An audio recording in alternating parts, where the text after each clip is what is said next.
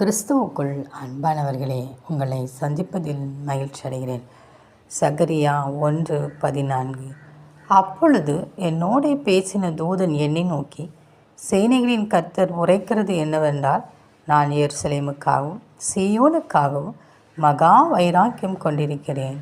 ஆம் பிரியமானவர்களே, நம் ஒவ்வொருவருக்காகவும் நம் தேவனாகிய கர்த்தர் வைராக்கியம் கொண்டு எழுந்தருளி இருக்கிற தேவனாயிருக்கிறார். ஏனென்றால் அவர் சர்வ வல்லமையுள்ள தேவன். அவர் நமக்காக சிந்தின இரத்தம் ஒரு நாளும் ஒருபோதும் வீணாய் போகாது. அவரை ஏற்றுக்கொண்ட அத்தனை பேர்களும் அவருடைய பிள்ளைகள். அவருடைய பிள்ளைகளை அவருடைய சொந்த ராஜ்யத்துக்கு அழைத்து செல்ல தேவனாகிய கர்த்தர் அவர் எப்பொழுதும் கரிசனை உள்ள தேவனாக இருக்கிறார்.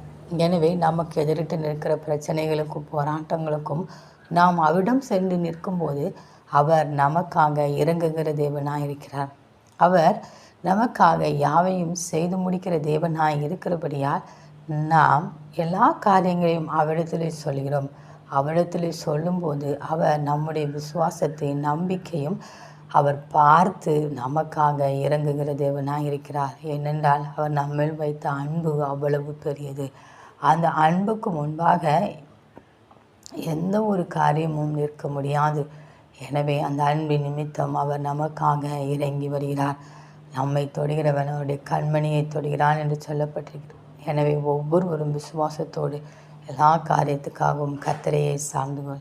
எத்தனை பிசாசின் போராட்டங்களாக இருந்தாலும், எந்த மனிதர்களுடைய வல்லமையாக இருந்தாலும் எதுவும் நம்மை மேற்கொள்ளாதபடி கர்த்தர் நமக்காக வைராக்கியம் கொண்டு எழுந்தளிருக்கிற தேவனுக்கு நன்றி செலுத்தி அவருடைய பாதத்திலே காத்திருப்போம். ஏற்ற வேளையில் தேவன் நமக்கு மிகுந்த பலனை கொடுப்பார். அந்த தேவனின் அன்பு கரங்களை நாம் பற்றி கொண்டு அவரோடு கூட வாழ்வோம். ஆமென்.